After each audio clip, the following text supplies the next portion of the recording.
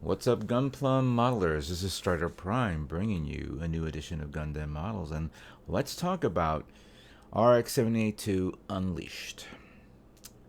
Within the next few hours, maybe by the end of the day, we'll be getting more information on the new Perfect Grade Unleashed RX-78-2. Something that we've been waiting for pretty much a long time. A updated, upscaled 2.0 version of the amazing RX-78-2 that technically has been over, what, 20 years now? And looking at these photographs, I have been pretty much amazed at what they want to do with it. I mean, clearly this thing goes above and beyond all versions of the RX-78-2, from the 3.0, from the Beyond Global, the real grade. The real grade was very, very detailed. And of course, let's not forget about the original Perfect Grade. And showing a box art here of the original Perfect Grade is, we've all seen this. And whenever we go to a store, a store that sells Gundam model kits, or a show online, we always said to ourselves, you know what, I really want to pick up one of these kits. I mean, it's a classic. It's something I've remembered for a long time, and should I, shouldn't I? It is not an expensive kit. You can actually pick it up for maybe up to $100. But when you get it and you open it up, you see, all this stuff that's in here. I mean, they really pulled all the stops when they released the Perfect Grade. Perfect Grade must have generated a lot of buzz back then. I don't remember, of course, at the time when I started rebuilding Gundam. But when you got yourself a Perfect Grade, you got yourself something that was something you got as quality. I mean, really good quality of a kit. I mean, there is a 1/60th scale RX-78-2 that came out in the late 80s, and it's hollow, it's big, but it's not as detailed as what you see here. What you're getting is amazing detail, very good proportions. Some argues that no, I think maybe this is off here by there, but still, at 1/60th scale, who's complaining? Who's complaining? I mean, who's complaining about the mega scale? But then again, that's not perfect. That's pretty much an oversized high grade. But for this, you're really building this kit from the ground up, building the inner frame, building the armored parts. There's some detail there that distinguishes the mobile suit from all the others. The gimmicks would be, of course, what you're seeing here: exposed armor, exposed parts that you could do for like maintenance. Many people have done, diorama builds of the RX-78-2 Perfect Grade, showing some sort of maintenance bay and little 1/60 scale figures, which I don't know who makes them. I know there's a company that does. I don't know if it's either Wave or actually Bandai, where they can just go in and start doing a little maintenance repair. And you're seeing a lot of detail here that you can. This kit does hold up, mind you. If anyone has never built the original RX-78-2, this kit still holds up. Maybe some people will say, or will argue, well, there's certain things here and there, but still, you cannot fault Bandai for doing something amazing back when it was released. But now that we're putting that to the side, we're now talking about the new the new kit that's coming out, the Unleashed version. And as you can see, these images are pulled from a video which supposedly is going to be coming out tonight. So I'm just going based on what I'm seeing here. Pulled up a lot of information. I have to thank Zach Aurelius, who actually started showing pictures on this online. A lot of people are, especially on Twitter, Facebook, Instagram. But here is the evolution of this mobile suit. And I'm not talking about the evolution of history and all that stuff. I'm talking about what you're going to be doing with this kit. Because clearly, as you could see here, you have the inner frame. You have an outer inner frame. You have another outer inner frame. You have the actual armor itself. And then the last part is, I'm assuming, the gimmicks on what you can do, where the parts can open, panels on the sides of the legs, feet, I believe obviously the arms, the waist unit, the chest, the head, the shoulders. The shoulder looks good. I don't think even the master grade, the original PG had the open shoulders, but I have to review that again. But look at where you go from all those stages. It does retain the. I'm looking at stage one. The phase one does retain the core fighter, so you do have to build the core fighter. You know, many people probably are sick and tired of it, but you're getting a new core fighter again. And you're caking on all these armored parts, so this thing's gonna have a significant weight to it. Now, here are some images of the actual parts that you're going to build, of course, of the inner frame. Again, I only grabbed a few images here and there to see this. Clearly, the parts looks like part of the leg or the arm. It almost feels like I'm looking at real grade parts. You know, like the one that you bet that's already been pre-bent. It looks like that. It looks like these are the pre-bent parts that are caked on, like in the real grade. So I wonder if you all you have to do is cut those off. Oh yes, you have to cut those off, and then interesting. That's interesting. Didn't foresee that. And then of course you have some of the pistons and hydraulics. I'm trying to see where that is. That's actually somewhere around the knee. Looks like somewhere around the knee or the elbow. Can't barely tell because the images is not the best images out there. I'm sorry to say that. I'm only grab what I could. Clearly, somebody out there is going to be doing some better images of this, but you do see some intricate detail in the craftsmanship of this kit. Yeah, you're going to be doing a lot. I mean, this is going to take a lot of work. I wonder if this will utilize the same screws and that you had to put on. That has to be parts of the leg, yes, because I could see that from where the ankle goes up to the knee, there's that little thin spot right there. So that's the leg part of it, and then you got the thigh part or the back part of the leg. So yeah, that's some interesting design features right there. I wouldn't be surprised if somebody would say, "Hey, we can probably do this as a master grade," but they're doing it this way.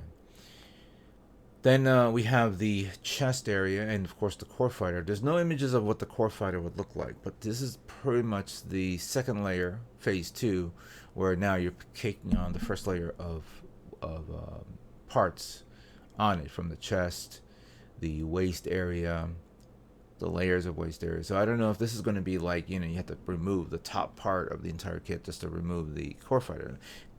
I have a feeling it pretty much is. You're going to have to do that. It's pretty much on all RX-78-2 kits, from 2000 up. And then, of course, you see the arms there. Then you see the parts that goes on the legs, the extra layer of armor. There's some gold parts. Interesting. Some gold parts where the joints are, both in the knees and in the ankles. Then you have the actual frame of the shin guard, the foot, that foot armored plate that goes up and down. So you have that layer part that goes there, the knee armor, the knee support frame that will because you definitely need to put that on. So you have to put the next layer parts so it can hold up the armor. So I think that's not this layer, but when you get to phase 3, which we'll get in a few moments, it'll integrate more detail. Then here's the parts for the head. Interesting. It's a weird. I never think of seeing this as, okay, so I'm sorry, I'm babbling here. I'm just going based on what I'm seeing here. So that face plate for the eyes, you would think that they would do better eye designs for that. Again, this image is not the best. Hopefully we'll see more in the video. I see the parts for the sensor piece on the top of the head and the 2 Vulcan guns. Obviously you also see the shoulder parts for it to hold the armor, or the next layer of parts for the armor. So yeah, that's actually a really good design right there. And there's of course the leg part, the extra layer. There's some hydraulics where the shin is, and some and of course the parts are different color tones. So I'm seeing grays, I'm seeing like a dark turquoise blue, I'm seeing I think a green tone color. And looking at from the other part, from the other image on the left, yeah, you see some layers, some extra layers. I think that extra layer, maybe they're not for the design. It could be for actually for the part that's actually going to open and close. You know, so you have inner frame, outer inner frame, and some support inner frame for it to hold the armored parts, so when you pop it open, it is actually attached to that, so that way you could see the inside. So maybe there's some detail under that, so when you open up the armored part, you see the inside of that armored part and have more detail. Now, unfortunately, there was no more parts or details for Phase 3 in this image right now. This is just basically the image of the RX-78 doing its famous last pose, you could say. Its iconic pose. You pretty much can do that on any RX-78. Yeah, this is... I'm a bit amazed at this work that these guys have done. And to tell you the truth, I was expecting all this and more, and because when you look at this, I mean, we've all been saturated with the RX-72 through the years. The high grades. How many versions of the high grades? We only have one version of the RX-72 real grade, and of course the G3. I don't think they made a prototype G3. Sorry, a prototype or real grade, but maybe they did, and I don't know. And then you have masters and perfect grades, and then of course the mega scale. Now here, phase 4. Now you have the parts, the armored parts, and you could see the detail that's in there. I mean, really, really good detail. The chest part now has 3 layers. You have some sort of grill that goes right over the front part of the armor. Then you have the vent, and then you have the trim of the yellow. So you got 3 parts there. I can't tell what's significant on the knee, because that whole knee part looks like a one piece that goes on it. I don't know if it's either 2 pieces and we're not seeing it, but I have a feeling it is one piece on that. So, and then of course you have some solid detail on the legs. You have the split in the middle. That's pretty much iconic on all new kits these days. So now here, and I'm sorry, this is the best I can find with parts being exposed. So again, the legs. So you have shin armor opening up down front. You have the side calf armor. You have the knee. You have the waist parts. You have the side parts. You have the chest parts. You have actually the shoulder parts actually opening up. I have a feeling there is some detail on the forearms. We'll have to hopefully see more detail later on when the video comes out. Here's more. Oh, so here we go. I'm sorry. There's more detail here. So you do have the actual front part of the leg sliding forward, the 2 calf armors popping out to the side. Then you have the knee flipping down forward. Then below the knee, you have one part flipping up to the side. The back part of the calf lower area, you have a plate there coming up as well. I don't think there's thrusters back there. No, I don't even have. I wish I had my master grade here, so I can use that as a point of reference. But it does show some markings there. So clearly we're going to probably get water slide markings. Now, here's one of the gimmicks that I actually mentioned in previous videos that I thought, how are they going to get away with this? LED lights. Clearly you have lights in the eyes. You have lights in the sensors. But they decided to put lights in the chest, in where the thrusters are, in the vents are. So you have yellow, you have red, I think you have a darker shade of red, and you have blue. So you have 4 color tones. That's what I'm seeing here. Um, I'm assuming we're going to get lights for the backpack. I didn't see this in anybody's post. So maybe later on I will, and maybe probably people will point it out and comment on this video. And of course, you're going to get an LED beam saber. There is a third-party company sorry, not third-party. Kotobukiya has made LED beam sabers, but now Bandai is doing it, and they're doing it on this kit. And clearly, for how big it is, they could probably get away with it. I don't know.